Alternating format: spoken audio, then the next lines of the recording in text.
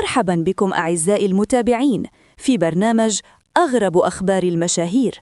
اليوم معنا التيك توكر الشهير خابي لايم الذي لم يعد مؤثرا عاديا، ففي هذه الفترة تحول إلى اتفاقية تجارية ضخمة، وذلك لتحويل تأثيره على منصات التواصل إلى عمل تجاري عالمي بقيمة تقارب مليار دولار أمريكي.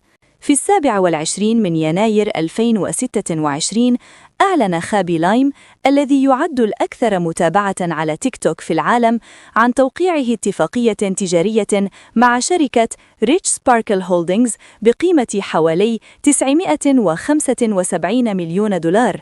هذه الصفقة تمنح الشركة حقوقاً حصرية على مستوى العالم لإدارة علامته التجارية لمدة 36 شهراً وتحويل قاعدة متابعيه الكبيرة إلى منصة تجارية متكاملة، إذ يبلغ عدد متابعيه حوالي 360 مليون متابع على تيك توك وإنستغرام، بمعنى يمكن استثمارها في ترويج منتجات وكذا في تعاون مع علامات تجارية وجوانب ترفيهية وتسويقية أخرى.